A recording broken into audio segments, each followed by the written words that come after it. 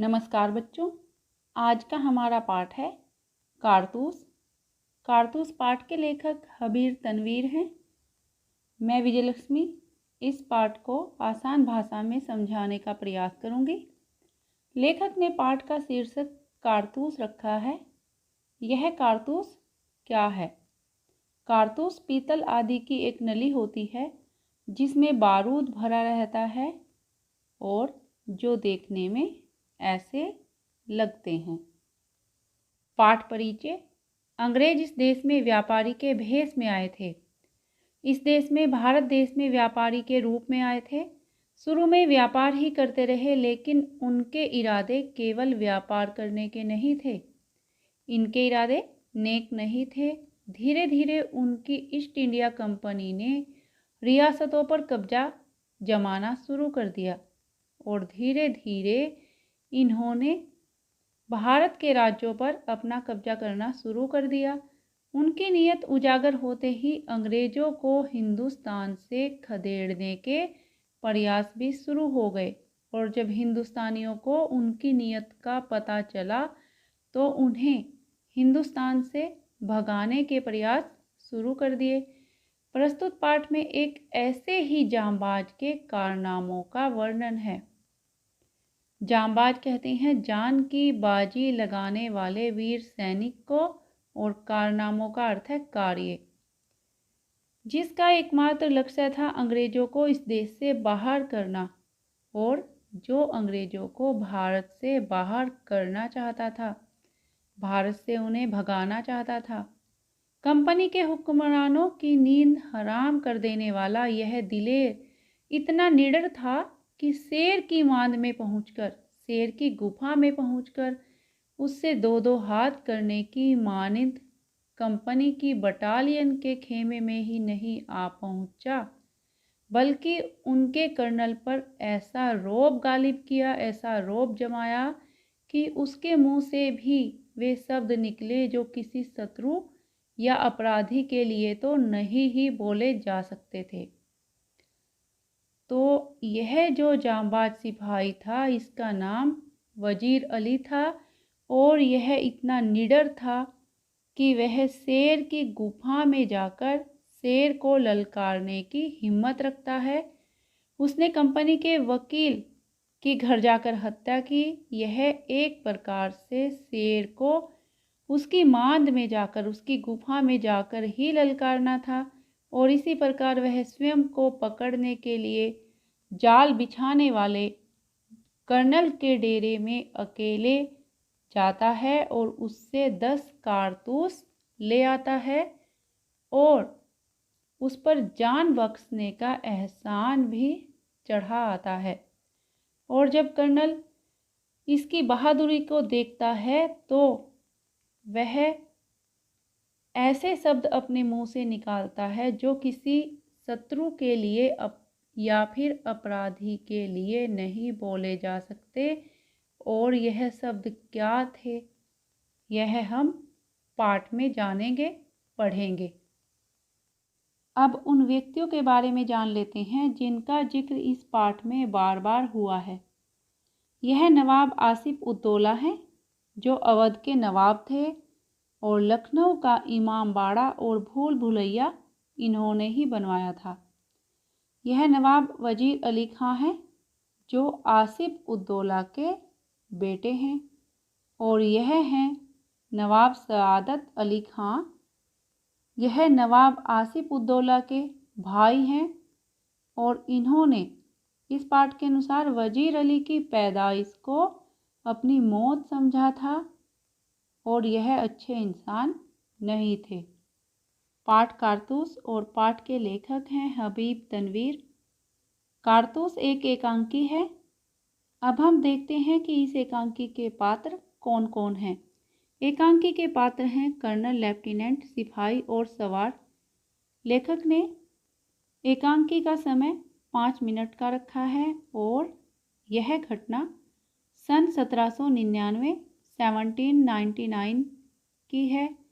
समय रात का है और लेखक ने गोरखपुर के जंगल में कर्नल कॉलिंज के खेमे के अंदरूनी हिस्से को यहाँ दिखाया है। खेमा कहते हैं अस्थायी पड़ाव को। दो अंग्रेज बैठे बातें कर रहे हैं। कर्नल कॉलिंज और एक लेफ्टिनेंट खेमे के बाहर है। चांदनी छिटकी हुई है, अंदर लैंप जल रहा है। कर्नल कहता है, जंगल की जिंदगी बड़ी खतरनाक होती है। लेफ्टिनेंट, हफ्तों हो गए यहाँ खेमा डाले हुए। खेमा डाले हुए, यहाँ डेरा डाले हुए। सिपाही भी तंग आ गए हैं। ये वजीर अली आदमी है या भूत, हाथ ही नहीं आता। कर्नल कहते हैं, उसके अफसाने सुन के रॉबिन हुड के कारनामे याद आ जाते हैं। रॉबिन हुड एक लुटेरा था जो अमीरों से धन लूटता था और गरीबों में बांट दिया करता था। अंग्रेजों के खिलाफ उसके दिल में किस कदर नफरत है और वह अंग्रेजों से बहुत अधिक नफरत करता है। कोई 5 महीने हुकूमत की होगी, मगर इस 5 महीने में वो अवध के दरबार को अंग्रेजी असर से बिल्कुल पाक कर देने में तकरीबन कामयाब हो गया था।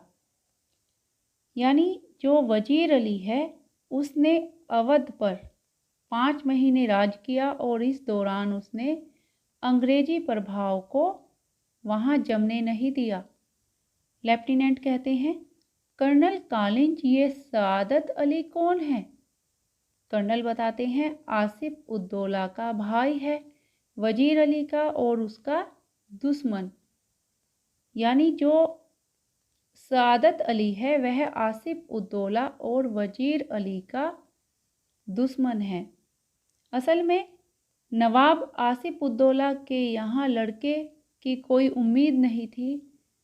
वजीर अली की पैदाइश को सआदत अली ने अपनी मौत ख्याल किया, अपनी मौत समझा और उसने वजीर अली की पैदाइश को अपनी मौत इसलिए समझा था क्योंकि वह जो सआदत अली था वह अवध के तख्त का दावेदार था। पर वजीर अली का जन्म होते ही उसका सपना टूट गया, इसलिए उसने वजीर अली के जन्म को अपनी मौत समझा। लेफ्टिनेंट कहते हैं, मगर सआदत अली को अवध के तख्त पर बिठाने में क्या मसलहत थी?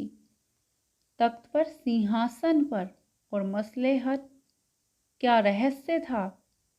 कर्नल, सआदत अली हमारा दोस्त है और बहुत ऐश पसंद आदमी है, इसलिए हमें अपनी आधी मुमलिकत यानी आधी जायदाद और दौलत दे दी और 10 लाख रुपए नगद। अब वो भी मज़े करता है और हम भी। लेफ्टिनेंट कहते हैं, सुना है ये वजीर अली अफ़गानिस्तान के बादशाह शाह जमा को हिंदुस्तान पर हमला करने की दावत दे रहा है, अर्थात उसे हिंदुस्तान पर हमला करने के लिए कह रहा है। कर्नल कहते हैं, अफ़गानिस्तान को हमले की दावत सबसे पहले असल में टीपू सुल्तान ने दी, फिर वजीर अली ने भी और उसे दिल्ली बुलाया और फिर शम्सुद्दौला ने भी। लेफ्टिनेंट पूछते हैं, कौन शम्सुद्दौला? कर्नल, नवाब बंगाल का निस्बती भाई, अर्थात रिश्ते का भाई, जो बहुत ही खतरनाक आदमी है। लेफ्टिनेंट फिर कहते हैं, इसका मतलब तो ये हुआ कि कंपनी के खिलाफ सारे हिंदुस्तान में एक लहर दौड़ गई है। कंपनी के खिलाफ, अंग्रेजों के खिलाफ। कर्नल कहते हैं, जी हाँ, और अगर ये कामयाब हो गई तो बक्सर और पलासी के कारनामे धरे रह जाएंगे और कंपनी जो कुछ लॉर्ड क्लाइव के हाथों हासिल कर चुकी है, लॉर्ड वेलजली के हाथों सब खो बैठेगी। इसका तात्पर्य है कि जो लॉर्ड क्लाइव ने भारत से हासिल किया, लॉर्ड वेलजली के समय में कंपनी वह सब खो बैठेगी।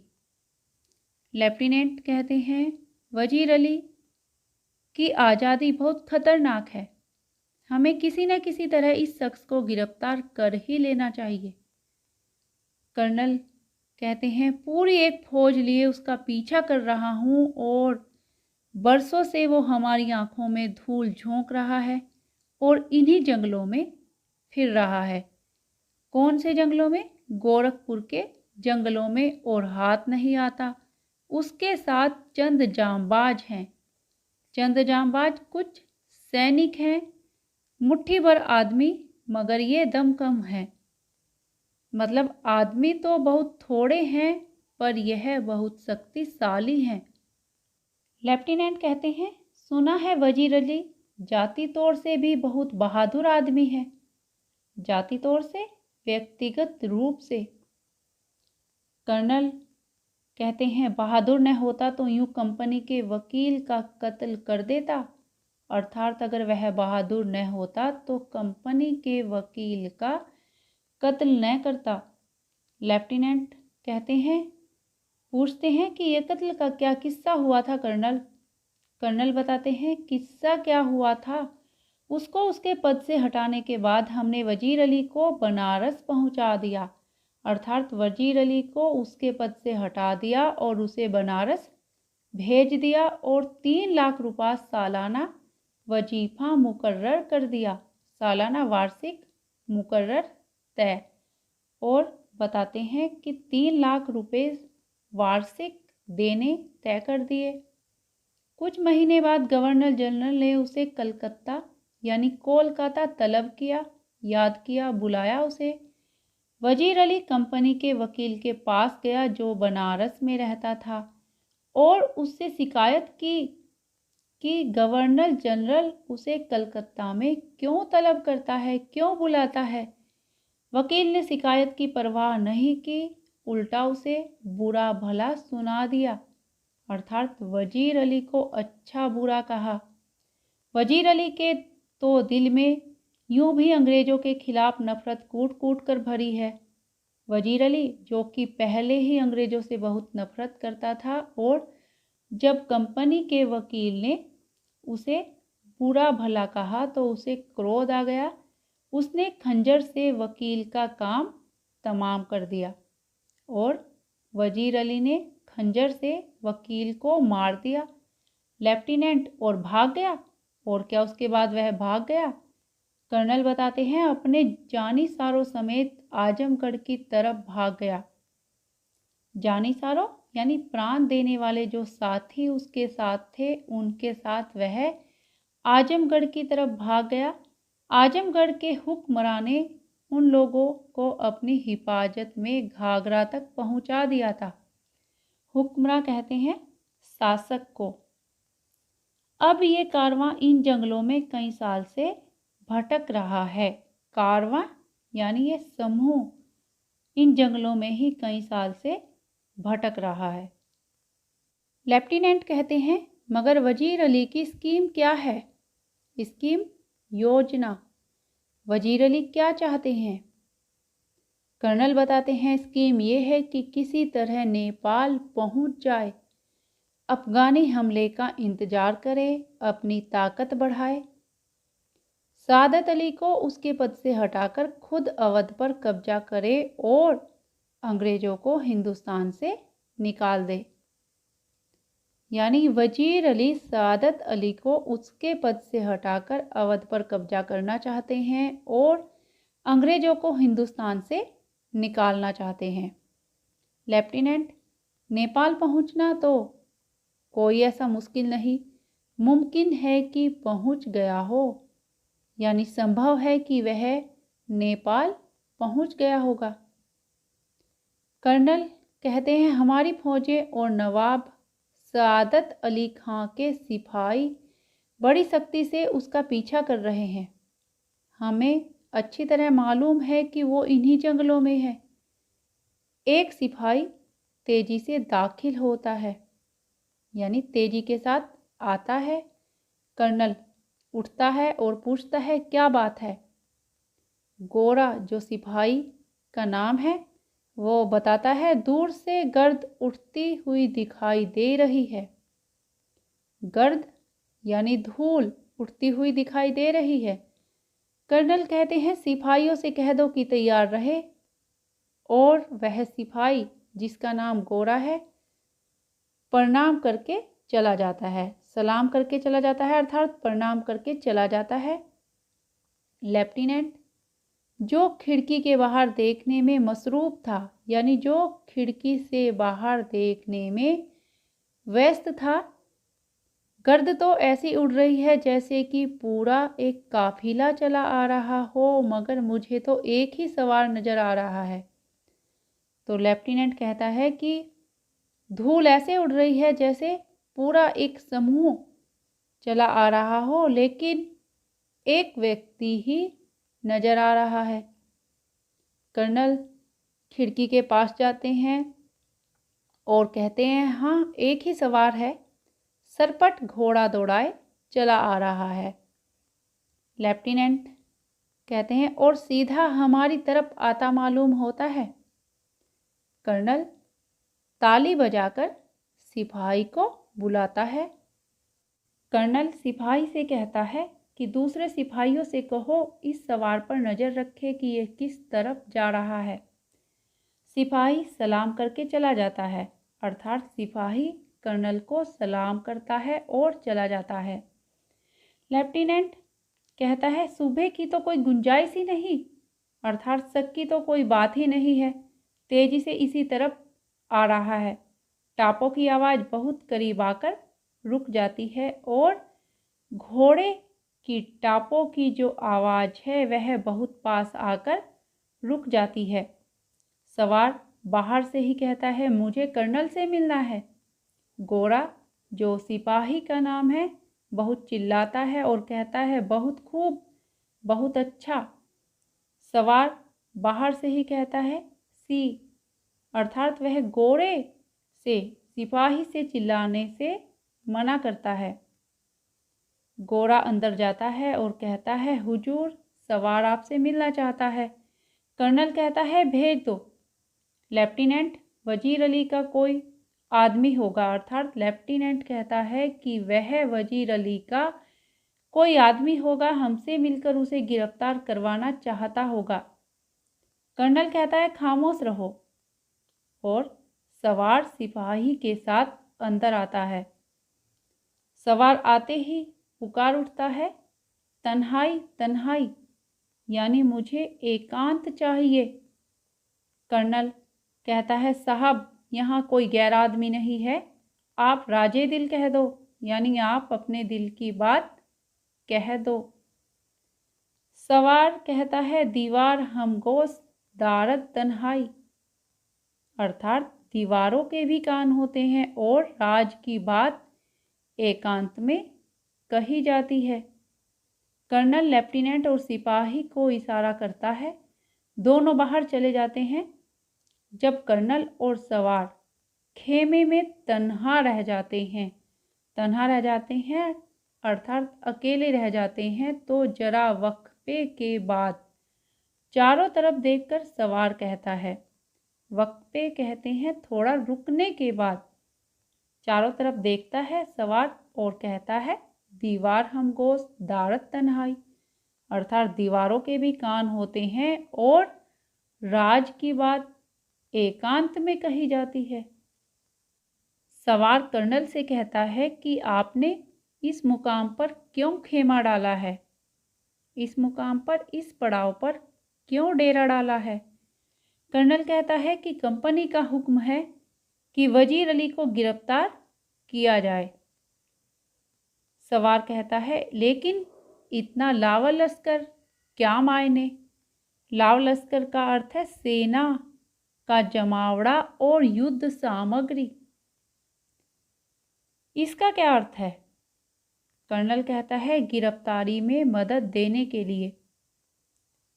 इतनी बड़ी सेना और यह युद्ध सामग्री वजीर अली को गिरफ्तार करने में मदद करेगी। सवार कहता है, वजीर अली की गिरफ्तारी बहुत मुश्किल है साहब। कर्नल पूछता है, क्यों। कर्नल, वो एक जांबाज सिपाही है। जांबाज यानी जान की बाजी लगाने वाला वीर सैनिक है। कर्नल कहता है, मैंने भी यह सुन रखा है, आप क्या चाहते हैं। सवार कहता है, चंद कारतूस यानी कि कुछ कारतूस। कर्नल फिर पूछता है सवार से कि किस लिए। सवार कहता है वजीर अली को गिरफ्तार करने के लिए। और कर्नल सवार को कारतूस देते हुए कहता है ये लो 10 कारतूस। जब कर्नल सवार को कारतूस दे देता है तो सवार मुस्कुराता है और कर्नल का शुक्रिया करता है अर्थात धन्यवाद करता है। फिर कर्नल सवार से उसका नाम पूछता है कि आपका नाम क्या है। सवार कहता है वजीर अली और साथ में कहता है कि आपने मुझे कारतूस दिए इसलिए आपकी जान बख्शी करता हूँ अर्थात आपकी जान छोड़ देता हूँ। ये कहकर सवार बाहर चला जाता है। टापों का शोर सुनाई देता है। टापों का शोर घोड़े के पैरों की आवाज़ सुनाई देती है। कर्नल एक सन्नाटे में है। सन्नाटा कहते हैं भयभीत है। कर्नल डरा हुआ है, हक्का बक्का खड़ा है। कर्नल बड़ा हैरान भी है कि लेफ्टिनेंट अंदर आता है और तभी लेफ्टिनेंट अंदर आ जाता है। लेफ्टिनेंट पूछता है कौन था। तो कर्नल दबी जबान से अपने आप से कहता है अर्थात बड़बड़ाता है और कहता है एक जांबाज सिपाही। इस प्रकार वजीर अली कंपनी के खेमे में जाकर उनसे कारतूस भी ले आता है और अपना नाम भी बता देता है। और इसके बावजूद भी कर्नल वजीर अली को एक जांबाज सिपाही बताता है। यह पाठ यहीं पर समाप्त होता है। और कारतूस एकांकी से इस पाठ से हमें यह संदेश मिलता है कि वजीर अली की तरह निडर और साहसी होना चाहिए। हमें देश में दुश्मनी की जो जड़ें हैं उन्हें उखाड़ देने का हर संभव प्रयास करना चाहिए। मैं विजयलक्ष्मी आशा करती हूँ कि यह पाठ आपको समझ आया होगा। धन्यवाद।